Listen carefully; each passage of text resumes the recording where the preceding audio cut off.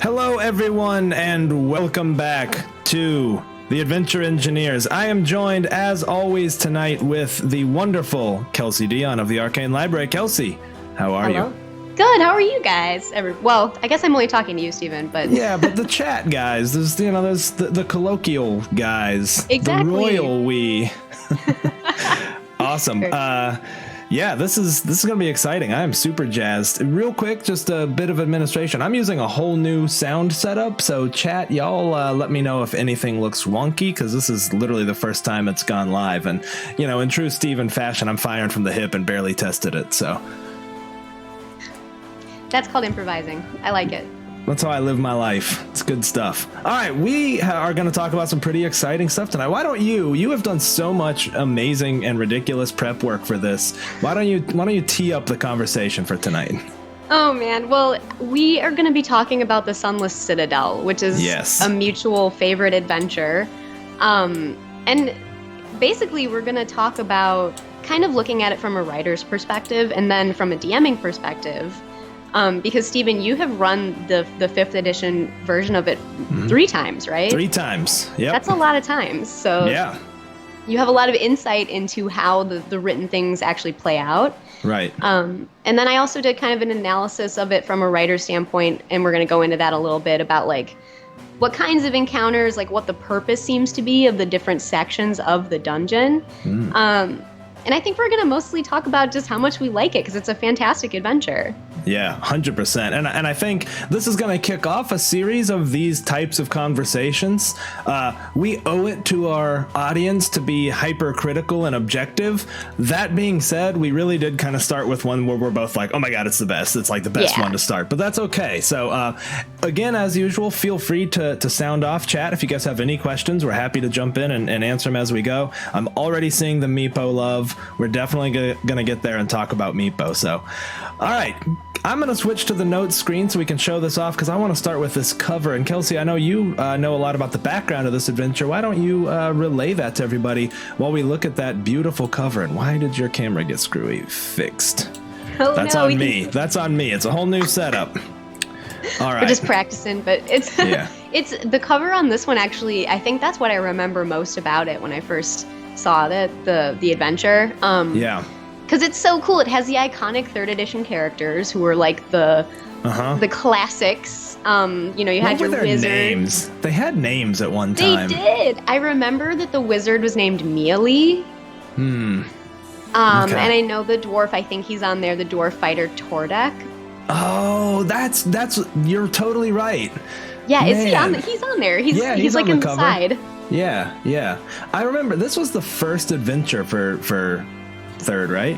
It was like the intro. Like they didn't really have a starter set. Well, I think they did, but this was sort of the first official, like, fully written out adventure, I believe, for 3rd edition. And it was written in like the year 2000, I think. Right.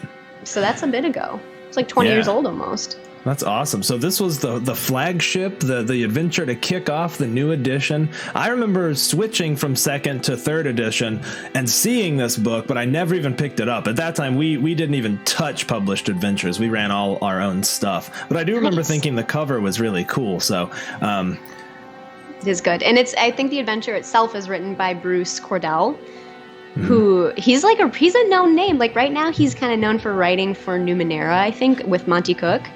But he wrote so many. I think he wrote like the Manual of the Plains and like really cool other adventures. He's like prolific in D&D, so he's a big name.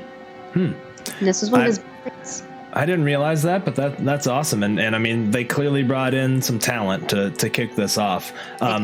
Saw a question from Wiley, was this a book or a series? From my understanding, it really is a standalone adventure, but there's a series of books that are colloquially known as the Sunless Citadel Adventure Path that are loosely tied together.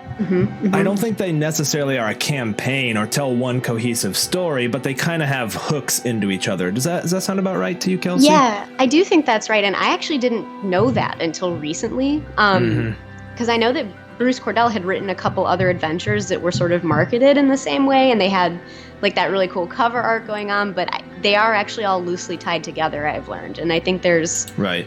maybe like 7 of them. Actually, they go all the way up to 20th level. Yeah, and I think so as I think I guess you pointed out before we started, you've got your book right there. They've of course redone this for 5th edition in Tales from the Yawning Portal, but I do think the second entry in Tales from the Yawning Portal was that sequel to this. That what is it? The Forge of Fury.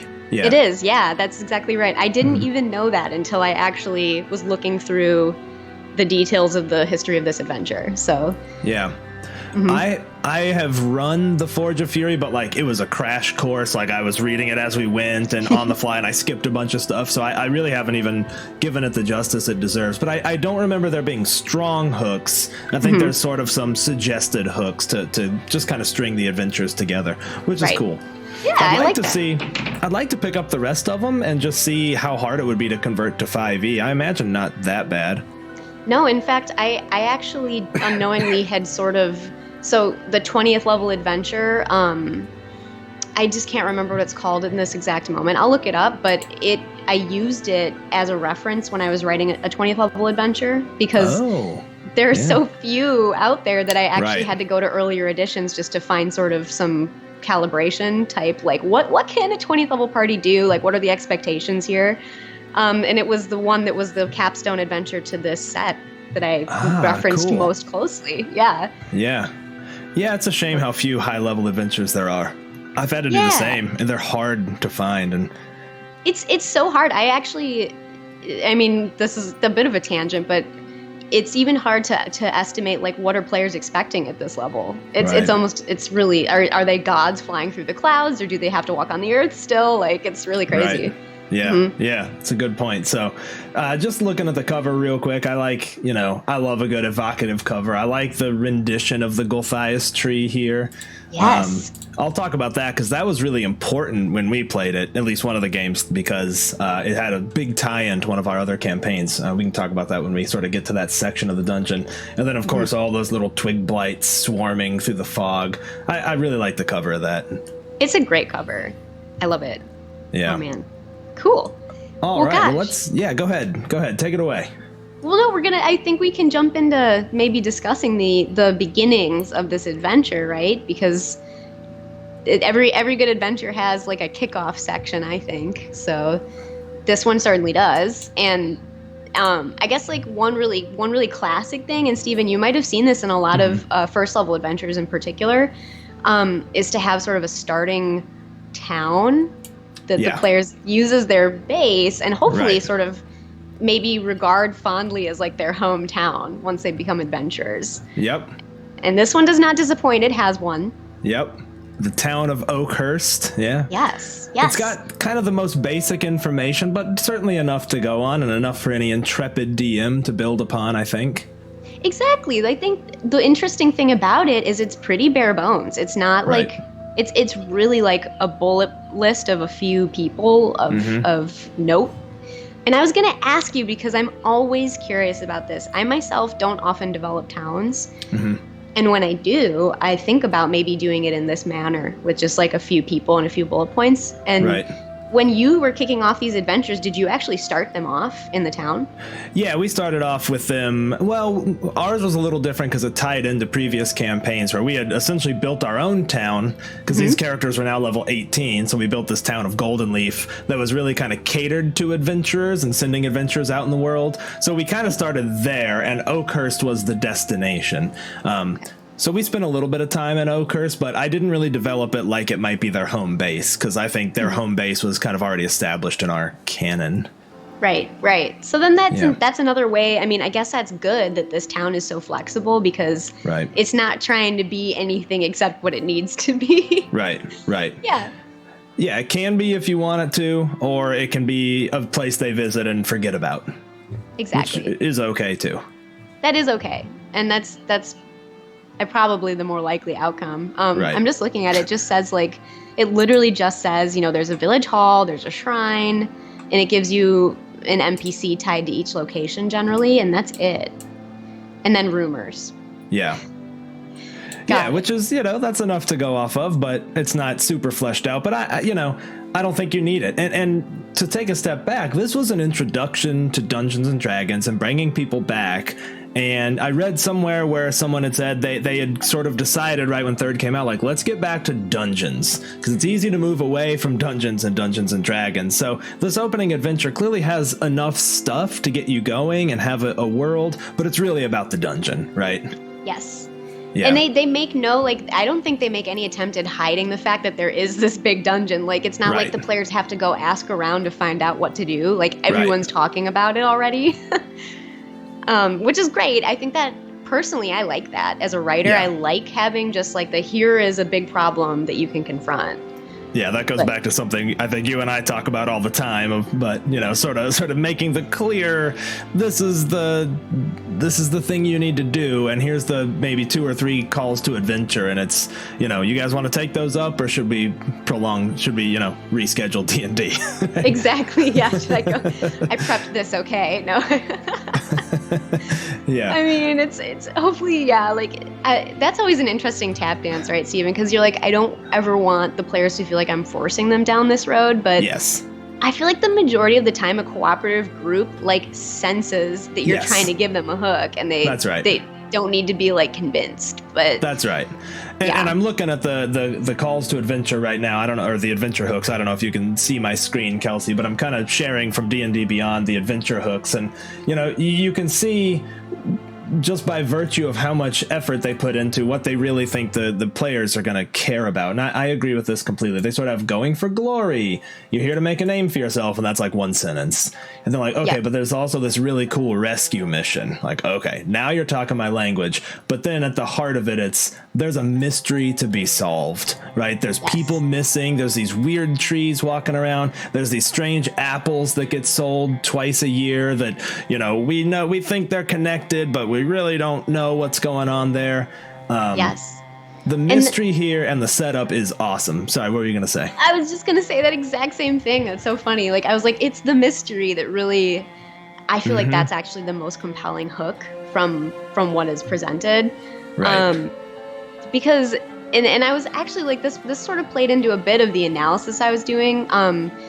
There are 3 concrete hooks that get presented for this that you can use. And it really delighted me that each one of them sort of aligns with what I feel are the 3 critical hooks for an adventure. Right.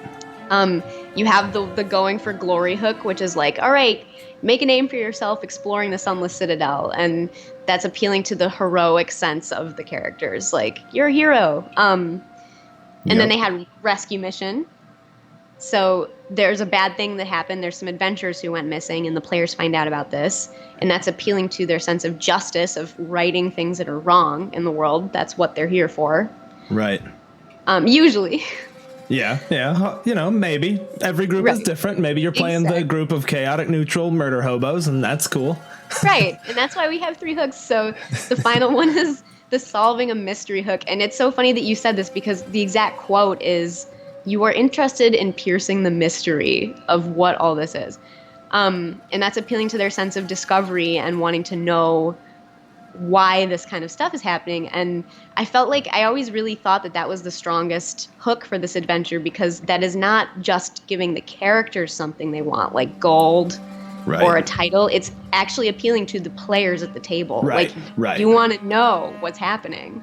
Yeah, I mean, this sounds like the setup for a cool, folklore story. This could be a podcast about, some weird town in the American Midwest where every year these strange apples show up and the trees are different. People are like, ooh, I want to know what's behind all that. I really need to scratch that itch to know. Now, every single time I've run it, I've thrown everything in the kitchen sink in. I've made it both. You're talking about the rescue mission. You hear about all of the mystery. I throw it all out there, knowing that nobody's going to resist that. If you just lay it all out there, people aren't going to be like, well, sounds pretty weird, we're going to move on. Yeah. And I also like having everything, because all of those things get sort of connected and explained later. So I like to have every single thing, every single seed, which then by the end of the adventure has grown into a dark and twisted tree. So I like what you just said there. Yeah, you like how I went to the Gulthias tree. Yeah. You did. And so you've given every hook, which I actually think is great. Yeah. Did you find that hard to like put in front of the players, or did they just get that by talking to people? Yeah, so I think every single time I've done it, all 3 times, they well, one time they were actually hired prior to even getting there for the missing people, and then they got there and heard the rest of it. But I think in one, it was just a one shot. It did kind of start in the tavern of Oakhurst, and the mother, whose name I definitely won't remember, kind of burst in. And she was, she had seen adventurers coming into town and was upset that nobody else had been able to do anything about it, and sort of appealed to them in that way. And then as she did, there were some farmers in there, and the farmers were kind of like, well, there's some other stuff going on around here too. They're not the only ones who've gone missing, and kind of filled it all in mostly in the tavern, which is also awesome because that's just classic D&D. Oh, yeah. Yeah. I love starting adventures especially for like new players, or you're starting a big new campaign. It's like starting a story by saying once upon a time, Absolutely. Yes. Yeah. It's the perfect beginning. Yeah. Lady Who Creel. That's right. Thank you, Jake. Thank you. So, hey, one thing I wanted to take a step back really quickly, and I wanted to look at this. There's this poem at the beginning, and I have never heard of this author. His name is Arthur Rimbaud, but he has this poem for the Sunless Citadel. It's all things roll here, horrors of midnights, campaigns of a lost year, dungeons disturbed and groves of lights. Echoing on these shores, still clear, dead ecstasies of questing nights, yet how the wind revives us here. That's beautiful. That's a good one. I went and I Googled him because I was like, well, maybe there's more meaning to this. And basically the only thing that comes up for him is like, hey, one of his poems is in the Sunless Citadel. So I'd have to do some more research. Dang, that was his... Well, okay, like props to Bruce for pulling somebody's beautiful poetry out of what was otherwise obscurity, I guess. I think that's absolutely the case. But all right, so we've talked about the hook. The hook is awesome. Any thoughts on the hook? Is it too much? Because there is a lot there. Any criticisms, thoughts? So if I were to have a criticism, and I don't really. I just think that the other 2 hooks, the Going for Glory and the Rescue Mission one, they're cool, but I just love the solving a mystery one so much that I guess if anything they seem lackluster in comparison, but they're still perfectly fine hooks. Like they actually work really well. Yeah, so. The other thing about them is it's a little bit the illusion of choice, because really if you just focus on the mystery of it, part of the mystery is the missing people, and part of the solving of it, I think to Sean's point earlier in the chat, is you're also going to get the glory. So they almost feel like the illusion of choice, like, hey, here's the hook and people are going to bite it more than likely, right? Yeah, and you can really make it's funny, you can make almost anything appeal to the players, to these sense of things that they want in these hooks. So like it's right, it's maybe it's easy for them to feel kind of token in a way, but I like them all. In fact, I think they're all good. And I think the Discovery one, the Solving a Mystery, is the strongest, but also possibly convoluted. Like, there's a lot of things going on. The goblins are showing up with fruit. Oh, first there's a white fruit, then there's, an apple, and then there's a red apple. And then what about these sprouts that just disappear when we try to plant the seeds? So there's a lot. More than you need, probably. Yeah, agreed. Maybe could have toned down. I think I've actually left off the sprouts a couple of times, and maybe said other weird things about the trees, but not quite that specific. I had another thought about the intro that I was going to say. Oh, I also don't particularly love that the apple thing is a rarity.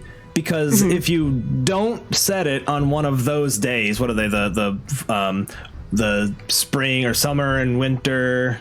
I think the solstice or solstices, might be, yeah. But if you don't set it on those days, then it's sort of like you don't get to see that coolness at the end. Yeah. And so I kind of wish it was like, hey, every couple of weeks this happens, so that it could feel, because every time I'm like, by the way, every summer solstice this fruit appears, and guess what? It's 3 days until then or something. Like, it always feels like a cheap, like, oh, well, that's gonna be a thing, as opposed to like maybe it's a rumor, maybe it's not. you know? Yeah, and then like that makes total sense too, because at the ending it would be so much more cool if you're like, oh, there's definitely like one of these fruits is like, you don't want it to feel forced, but it would be really cool to be like, yeah, one of these fruits or a couple of them are growing right now. And yeah, saying like arbitrarily it's 3 days until the solstice. Like you don't even know if the players are going to get to the end of the adventure in time, if they'll miss it. Like Right. So that's maybe my only real complaint. But by and large, I think it's a really cool hook. There's lots of different things to sink your teeth into, and they're easy for player characters to care about. Any other thoughts on the hook and how we get going? I think there's a lot there for you just to find something that they'll like. So that's at least good. So that's the goal. Cool. All right. Well, I'll hand it over to you to get moving in your expert analysis here. Go ahead. Yeah. So, I mean, this is probably worth touching on too, just as a broad thing. But like we always talk about sandbox versus linear and how neither is really the only thing. Like you need sort of a mix of both ideas to really, I think, have an effective adventure. And one thing that I really admire about this adventure is that it tries to embrace kind of the best of both approaches. Right. We've talked a little bit about some of the sandbox elements, like the town itself is very able to be placed anywhere. It's very open-ended. Right. The hooks are abundant, and like you don't have to force the players on any one reason to go there. And then one thing that we're about to see is that I think the design of the dungeon is really amazingly flexible. Like you don't think like, and the reason being there are faction wars going on inside that you can actually have an impact on. Like they're not just a token like the trolls are in this part and the hobgoblins are in that part. It's like actually a tangible faction war that you can get embroiled in. Yeah. I mean, just making the dungeon right off the bat feel so lived in is just incredible. And to your point, I also think if you look at the dungeon design, it is like there are a couple of different ways you could tackle it, but I think in practice you kind of go through the same path, which I'm happy with, because the path tells a really compelling story, but really the players should not or hopefully don't feel like there's one way to go. It's not a linear dungeon, but I do kind of think there's these interesting gates that sort of still usually occur in the same order, and I think it just works phenomenally well. It's the perfect balance for me of this is a linear horrible dungeon crawl versus there are some decisions to be made here. Yeah, and it's interesting that the gates kind of thing, that's actually the first thing they encounter when they enter is, do you want to go left or right? There's actually like two options, and they both lead into a section of the dungeon that has a very different purpose for existing. Right, and it's not the illusion of choice there. I mean, I guess they don't know the difference, but they are two very different experiences if you go left versus if you go right in that first room. Yeah. Which is super cool, but you still kind of wind up in the same spot or very near to the same spot. Right, and I almost think, and this is actually down to your experience, you might be able to answer this, do the players end up kind of trying to complete or understand both directions before really committing to one? Do you know? Like, how do you feel? Every single time I've run it, people have just gone left and eventually connect back and be like, oh, that was that right turn that we didn't take. So they do kind of exhaust the whole dungeon and explore everything, but I have yet to see anyone choose right first. I don't know why. I don't know. Yeah, that's really interesting because you can never count on it, but going left actually is probably the way that the writer intended it to be. Yeah. I think, just based on analysis, like you can never count on somebody just going through the left door, but that's actually the more, when we analyze it, it's rooms 3 through 12. So it's a shorter part. It's actually the shortest part. But it is purely there to create a sense of history for the place. And I didn't realize this at first, but I actually did an encounter by encounter like analysis where we looked at what type of encounter is this? Is it a trap? Is it combat? Is it a puzzle? Is it a riddle? Is it nothing? And then also looked at what is the story purpose of this room or this encounter. And in all cases, for the leftward path, almost all of the story purpose was for demonstrating the history of the building. Like they all were about like the dragon cult and the history and the traditions and the oldness of the building. Right. So That's this was the only. Yeah, it's actually really odd because this is the only section of the whole adventure that features that as its main purpose and like the main thing it has on display. Yeah. Huh. That's really interesting. Yeah, and it makes sense. You're right, because there's all the dragon stuff, and then eventually down at the very back of it, you get that troll that was an elf that converted themselves or whatever. Yeah, and that's actually the only. So there are 4 possible combats, but there are 5 traps, a riddle, 5 barriers. So like physical locked doors or like visible pits and stuff. So like the focus of that section is not so much combat. It's really like traps and puzzles and history. That's cool. That's really cool. Because the other way you get into the goblins and that gets pretty combat heavy, right? There are some traps, but it gets pretty combat heavy. Yeah, so that's the interesting part too. Like that actually, if you turn right, you're going to go into like the main bulk of the adventure, like the central portion. And that one is that one's really interesting. It's definitely the most complex part of the adventure. Yeah. And I think its purpose is really to move you from the history into like the main plots and the subplots, and then kind of push you towards the final resolution of the main plot. Right. Yeah, I hadn't thought about that, and even thinking about it as the kind of different pillars, right? That left path is sort of all about exploration, right? Because you're learning history and like putting the pieces together of the place. If you do the right path, you're very quickly into a very social situation, right, with our friend and his cohorts. And then depending on your choices, although my players have always chosen the same way, you then wind up in a combat situation immediately following the social. So you do they kind of hammer home all 3 of the pillars. And I had never really thought about how clever that was in the adventure. It is. And like there's so many little clever twists, like little very game designy things in here that are actually amazing when you notice them. Like in the very first room, the room where you're deciding whether to go left or right, there's a secret door in that room. Right. And I think personally its true purpose is to demonstrate that there are secret doors in this dungeon. Yep, I think you're right. I've never had anybody find it or even even look for it. Darn it, because you'd hope like. I mean, I feel like Bruce put it there as a way to hopefully show people that this is a possibility in the dungeon. Right. But then again, like, do people really encounter it? Maybe not. So yeah, but it pays off almost immediately, right? I'm looking at the map again. Area 9, Area 10, they both have secret doors. Really, 11 kind of does too. So if you take that left path and have found that secret door, which is ultimately inconsequential, it doesn't lead to anything important, but to your point, that is some good game design. That's what you do, right? You train people, hey, I'm going to teach it to you now in a low stress situation. You're going to utilize that same system later for great benefit. That's interesting. Yep. Yeah, I was like, dang, that was really clever. Like, I'd never thought to do something like that. So dang. Good job, Bruce.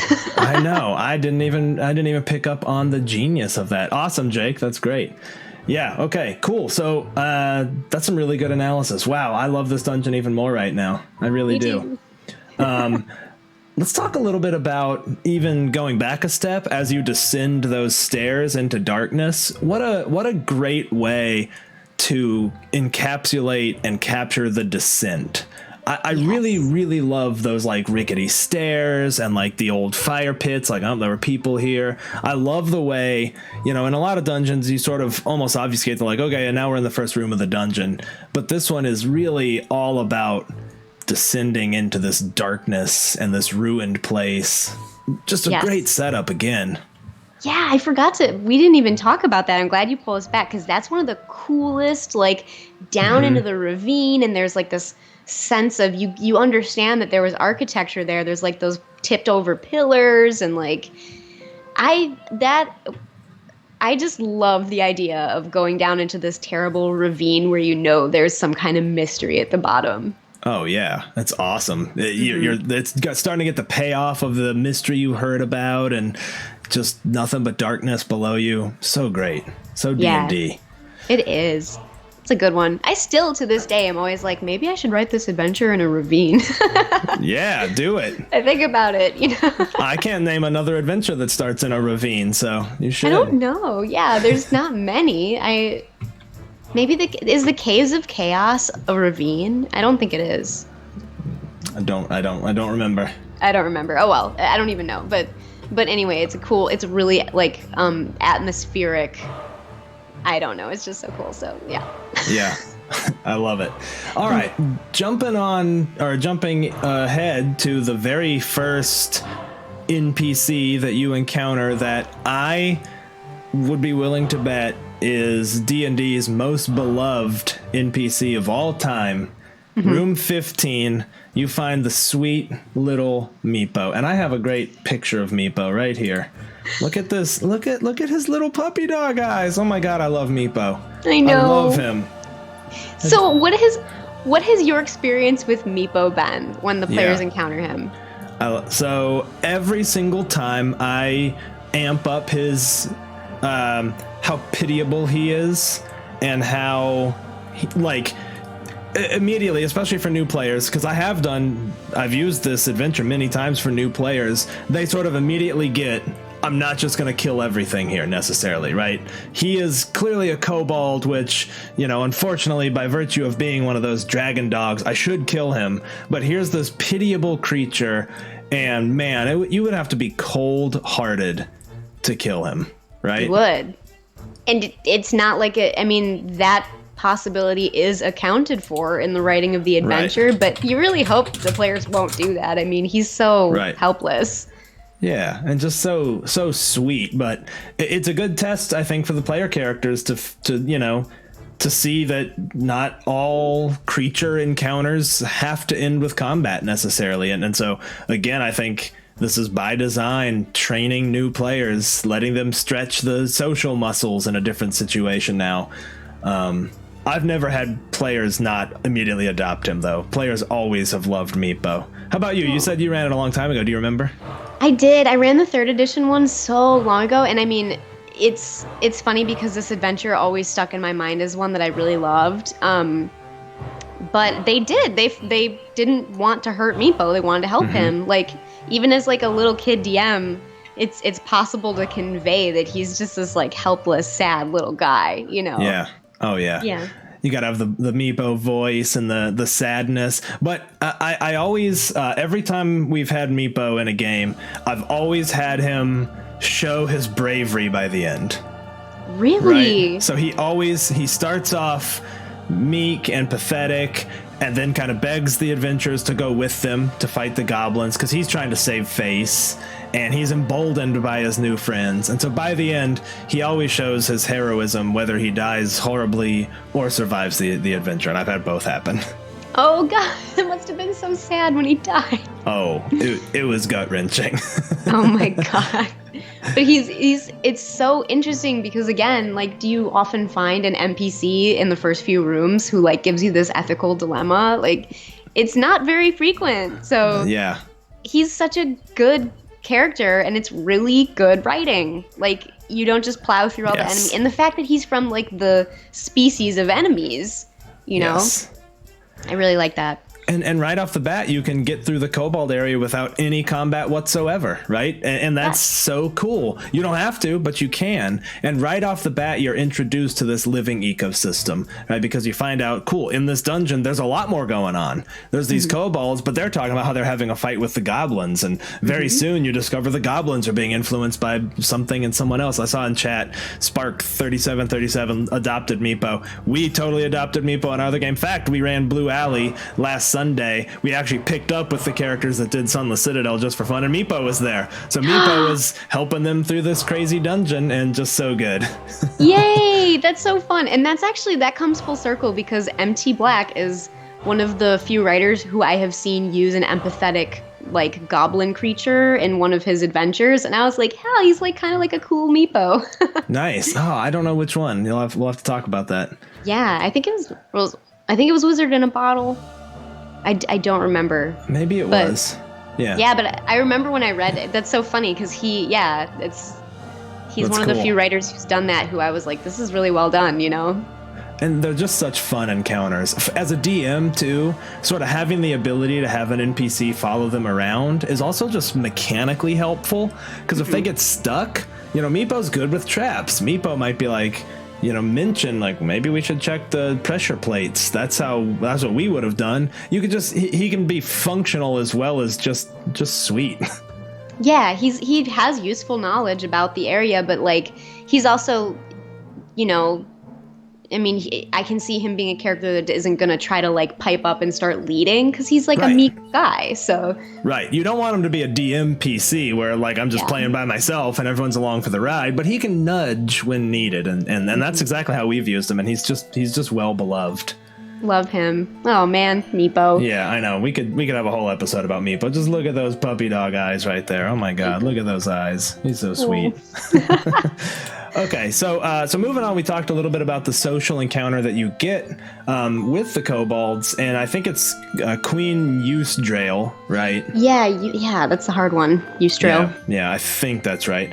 I really like that encounter too, because that's sort of another dilemma that the player characters have to face, right? Like, whatever they think of Meepo, are they gonna work with these kobolds? Are they gonna blast them? So far, all 3 times I've ran it, people have opted to work with them every time. Wow. Which is interesting, because kobolds are bad guys traditionally, right? Yeah, typically they are, but I think it's it's possible to get across in this adventure that they're really just here to try to be peaceful worshippers of the evil red dragon god. So they're just trying to get by. Maybe you could offer them a job. I think in the Volo's guide they talk about how kobolds often clean sewers and stuff in big cities. If you just leave them alone, let them clean the sewers and live down there. They're like fine with it. Yeah. Oh, poor kobolds. They really are. Like, I've almost never had kobolds be like they're not like goblins to me. Like, goblins are the players are always like, they're definitely bad guys, but kobolds are always kind of like this mix of, like, maybe they're just accidentally here. Right. Yeah, they're lawful evil, right? So they're working for themselves and certainly aren't looking to make the world a better place, but they also, aren't necessarily going out and raiding villages and stuff. I mean, sometimes, but they seem at least a lot more redeemable than pure goblins or orcs or something. Yeah, they have the work ethic that goblins do not have. So right. I love their work ethic. It's their best quality. Yep, it is. Oh, man. And so then typically, I would imagine, too, that typically players, like, do ally themselves with the kobolds, although they don't have to. Right. And if they don't, they're in for some decently tough battles, because the kobolds kind of could, like, converge on them, and Yusdrael is, like, no slouch. Like, she actually is pretty dangerous. And I will say in 5e, I think kobolds are slightly underrated in their challenge rating because of that pack tactics. Yes. That pack tactics is nasty. Having run the beginning of Horde of the Dragon Queen, which we will definitely be talking about in a later episode, hordes of kobolds can level a party quick.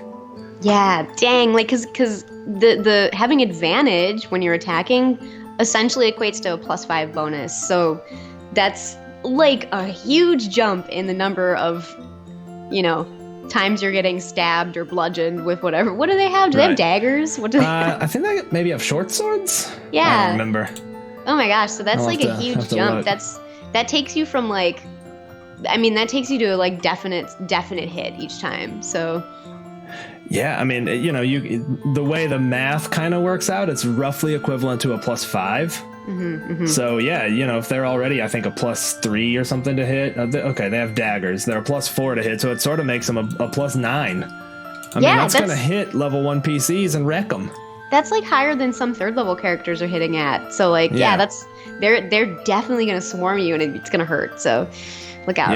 Yeah, they're nasty little guys. But all right, so moving on through the dungeon here, bringing the map back up. This is sort of Yusdrael's chamber. I like the room 23 has that sort of path that leads off into the Underdark, right? Am I remembering that right? It does, yeah, I think so. Is that room 23? Yeah. I think so, which is just kind of neat. It's kind of a nice hook that maybe your players are like, you know what, when we're done, let's come back and head down there. And now you've got a whole other kind of adventure ready to go. Yeah, there's like 1 or 2 spots in here that imply a much greater world, and that's neat. So right, yeah. Mm-hmm. And I like room 20, sort of the non-combatant kobolds. I think every time I've run it, my players have wound up taking a rest there. Maybe a short rest. I think in some cases even a long rest, because the previous combats are a little tough, even for level 1 players. That's always fun to describe their kind of culture. Sorry, go ahead. No, exactly. It's another kind of ethical thing too. Like, there are combatant kobolds in there, but like, you're not gonna like walk into a room of like commoner non-combatant kobolds, regardless of whether you're their enemy or not. I feel like it's kind of like a funny story. Like, when I was a kid playing D&D, I had an excellent DM, and we all walked into a room of goblin non-combatants and went murder hobo on them, and he's like, okay, you're all evil now, you have to make new characters. Like, it was like really like an ethical dilemma that we learned a lesson about. So nice. Yeah, and you're faced with that again as we get to the goblins. So kind of moving past the kobolds, clearly the next sort of section of the dungeon deals with goblins. And every time I've played this, at least, it's pretty combat heavy. Usually the sounds coming from the main hall there, whatever that is, 40, tends to attract an attack. Mm-hmm. And this section is much more full of traps, barriers, and then like possible stringed combats. So it gets intense in this area. Right. Mm-hmm. And usually for us, by then the party is leveled 2. Every time I've run this, through the Kobold area gets you done with level 1. That's usually 2 sessions if there's a lot of role playing in the town. And so moving into session 3, they're usually level 2, so they're a little bit more powerful. They got some new stuff to test out, and the combats are they're both grueling and pretty epic. Mm-hmm. So many goblins. So many goblins, and also one of my favorite fights in room 30, kind of moving around down there, that big giant, like, nasty rat. Oh, yes. Yeah, like the mother rat, right? Mm-hmm. Like, yeah. Ooh. I believe we all referred to it as Mama. Ooh. Yeah, makes it real gross. Yeah, but it's cool, too, because it explains there's, like, a couple little sub-stories, one of them being why are there giant rats all over the place? Right. Which that story is. And then the dragon is another sort of sub-story that comes into play in this section of the dungeon. Right, and the dragon is so cool. And first of all, how cool is it that the first adventure for 3rd edition, and in a lot of cases, most people's first experience with even 5th edition, at least for me, we've run this a lot, you have now delivered on both Dungeons and Dragons. Yes. Right? That's actually really true. You're not bullshitting your players. You promised Dungeons and Dragons, and they've now got it. Yes. Right? Oh, that's so funny. That didn't even specifically occur to me. You're completely right. This is a super classic situation right here. So. Right. And that's a fun fight too. That little white dragon wormling. I think in 2 of my 3 games, it decimated Meepo with its breath attack. Oh my god! And it turns on Meepo, which is a sad situation. Meepo's like, "I'm so glad to have you back," and the dragon's like, "Nah, I like it here better." So. Yeah, that's awesome. What a cool encounter. All right, well, it looks like we're actually coming near on time. Why don't we finish up this upper part of the Sunless Citadel, and I think next time we'll pick up with the lower level and kind of final thoughts. I think that's a good way to go. You agree with that? Absolutely, yeah. All right, cool. All right. This has been fun. I hope you guys in chat are enjoying this. Please feel free to jump in anytime. I think this is sort of the original vision we had for Adventure Engineers in many ways, and I think we're going to continue to do this with a lot of published stuff. And surely the campaigns will take a lot more analysis, but I think this is really fun to kind of break these things down. I've learned stuff. I didn't even think about how the layout of the dungeon was so perfect on the 3 pillars. It's wonderful. Yeah, me too. I didn't know that. And I mean, you and I, we've both played in or run this adventure, and we think about these things a lot, and I never noticed these elements with this until I really broke it down and was like, holy crap, right. These are sections specifically designed to meet a design goal. Yeah. Yeah, which is good because it's done in such a way that's so obfuscated. You don't feel like it's obvious, and now you're getting to the exploration part. It's just I didn't even realize it until now. The genius of this dungeon. Yeah, I know. It's cool. All right, so oh, go ahead. No, what room were we on? I don't remember. I was jumping all around because I wanted to talk about that big nasty mama rat, but also Yes. rooms 29 and 26. Both of those were really fun little puzzles. Now we've talked about puzzles, and sometimes they can kind of be hit or miss, but I've really dug them. There's just a lot of cool stuff to figure out there and a lot of things for people to try. And as I'm thinking about this now through a different lens of newer players coming into D&D, this I think really starts to teach people that you don't have a prescribed list of things you can do. Try anything, do anything you want, right? Like, yes. There's not it's not a board game. There's not a list of actions you can do to things, especially out of combat. What are you going to try? Yes. I like that. I like players describing what they're attempting instead of just being like, well, I roll investigation to figure out what to do, you know? Right. Right. And these are set up so that you do have to really explain what you're doing, and you can't just like solve it by rolling.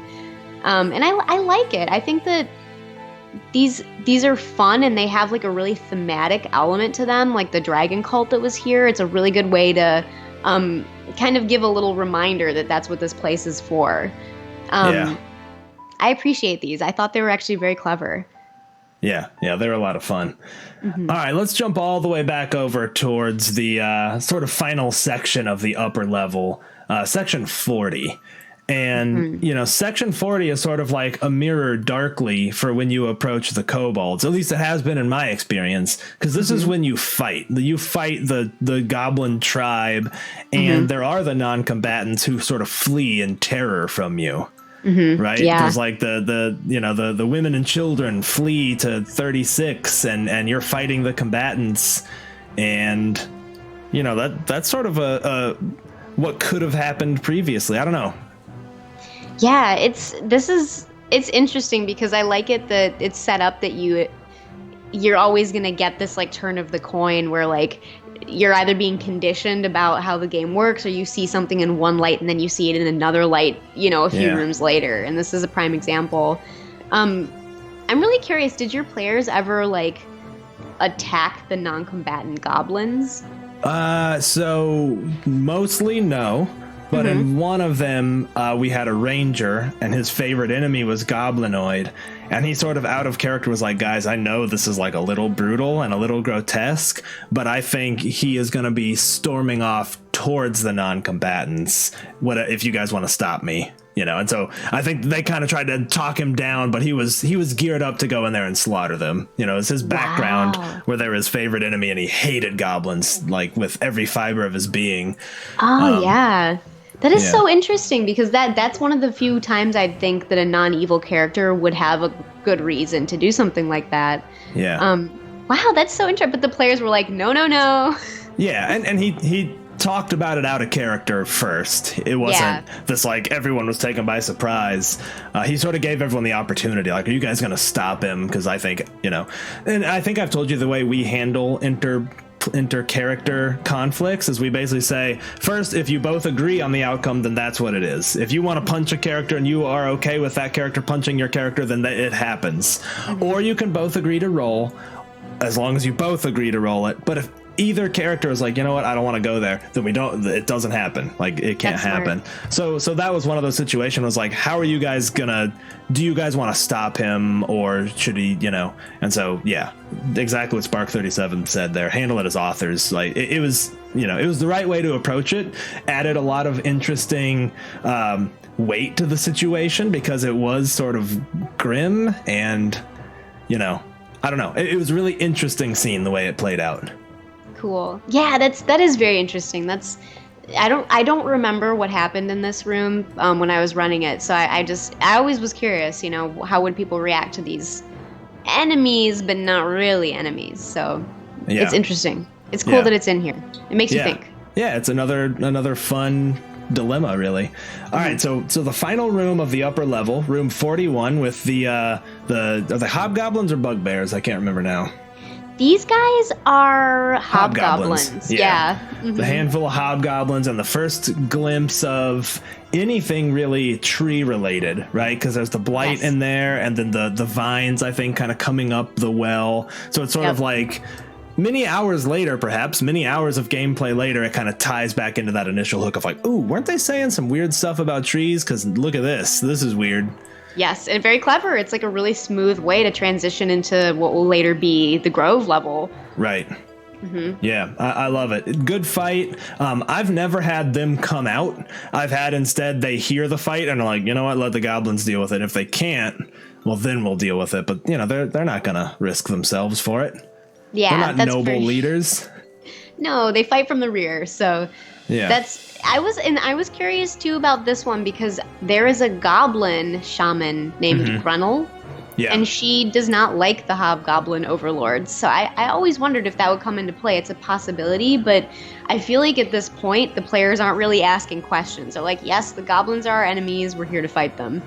I wish I could honestly remember how that's come out for me. I might have to go back and rewatch the one that we have recorded of it, because I feel like I love having enemies surrender because I think it's more realistic. But, you know, if she were taken out early, it wouldn't have had the opportunity. I don't remember what happened there, but that is a cool possibility of her being able to surrender and be like, whoa, hold on. You kill these guys, we're done, we're good. Yeah. And again, like, and to commend the writer, you know, it'd be easy for the writer to be like, well, at this point, they're not going to want to, you know, parlay with the goblins. They're here to defeat them. So I think it's, again, like good disciplined design to be like, there's always the chance that the players will want to talk their way out of a situation and then offer that as an option. Right. Or a possibility, you know? Yeah. Yeah, and it's a cool way, too, where they could learn more about what's happened. If she survives, they can talk about what's been going on. Clearly, they're now in trouble by the Kobold, so they're going to have to bounce. But there's some cool possibilities there for exposition as well. So, yes. All right, well, we're nearing the end of the episode. I think this is a great natural stopping point. We finished the first floor, so why don't next episode we pick back up with the second floor, the bottom and the grove and everything. And to come back to what was said a little earlier in chat, yeah, I think it would be cool to look at some indie adventures. Unfortunately, my favorite indie adventures would be really weird to explore in depth on screen because I would be putting Kelsey on the spot because she is by far my favorite author. But I do have a lot of other ones and have run a lot of other ones, so that would be a lot of fun to do. I do think we want to do some of the published adventures because I think we have some thoughts that are kind of interesting around them. I know a lot of people do them, but you know, I think we can still have a good time talking about those. Staggering Giant on factions. Sure. Do you mean the kind of published factions, or do you mean, you know, homebrew factions, or what are you thinking? Because we could do. I love talking about the interplay of, like, in a dungeon when there are factions and camps of power. And it's hard to write that kind of thing. So I think that'd be, and it's also hard to run because you're kind of keeping two separate mega NPCs in mind, I guess. And so, like, that's an interesting thing to talk about and look at. Cool. Okay. Yeah. Hey, that's a good topic idea, Staggering Giant. Maybe we talk about making a living dungeon, right? I think rolling that up, you know, what are the things to keep in mind to make a living dungeon? Because I think that's vital to making dungeons interesting, right? Yes. A dungeon that's just stocked full of random stuff is about as boring as you can be, right? Yeah, and it shuts down the opportunity for things like in-depth role-playing and having a living dungeon, making the creatures in there real that you can interact with and influence is like that's holding up an entire pillar of the game that otherwise wouldn't be there, which is the social aspect. Right. Agreed. Cool. Any closing thoughts before we wrap up the episode? Chat, thank you guys for hanging out. Feel free to announce any closing thoughts or final questions. Kelsey, what do you think? I'm glad we got to talk through this. There's a lot to say, but this is an adventure that if you're looking for clever design and thoughtful design, this is a great one to really analyze and think about, why did Bruce write this and why did he choose to put this here, and why are there 3 combats in a row here and then 2 rooms where there's very little. You know, there are reasons why he did that. So it's a good one. Yeah, it's so good. I mean, as a DM, there's so much so many eye-opening things that you taught me about this even just tonight that makes me love it even more. It's sort of like I knew what I liked, but I couldn't maybe put my finger on why, but it's just great. It's wonderful. It's one of the best published adventures I think of all time. Yes, I love it. I'm gonna run it for a group soon. I'm sure. I'm like gotta run this. It's too good to leave in the closet. Like it's a tale from the yawning portal worth telling. Yeah. It'd be interesting now to look at the next one, to look at the Forge of Fury and compare them, because I've never run it. I don't know the Forge. Sorry, go ahead. No, I agree. We should analyze it kind of in a similar way and see what's going on with it, you know? Yeah, it'd be neat to see if the momentum was kept, or I don't. Who wrote the Forge? Was it also Bruce? I think so. Let me check. Yeah, it might well have been. I know he did contribute several of the adventures to this series, so right. Because it'd be interesting to see if he takes a different tack for the sophomore adventure. Right, this is your introduction. Let's see what what happens here. There's a hint at this adventure buried in the Sunless Citadel. But actually, this was written by Rich Baker, who was another one of the core writers of 3rd edition D&D. So gotcha. It was Richard Baker. Cool. Mm-hmm. All right. Well, next time we will wrap up the Sunless Citadel, and then we'll figure out what we're going to talk about after that. Yes. Cool. All right. Well, thank you all in chat for joining us. Kelsey, thank you. Always a pleasure. Thank you. I was glad to be able to talk about this one finally, and I'm so glad folks in the chat were along for the ride. So. All right. Well, cool. All right, guys. I'm going to launch a raid right quick. So go ahead and get on board for that. Let me see if that's actually launching. Oh, it's weird. I've got this new interface. Yes, got it. Cool. So, guys, thanks again for joining us. You can check us out tomorrow night. We're getting back to Waterdeep Dragon Heist finally. Tuesday night, we're back with Chronicles of Peril, and lots more D&D to come after that. So, see y'all later.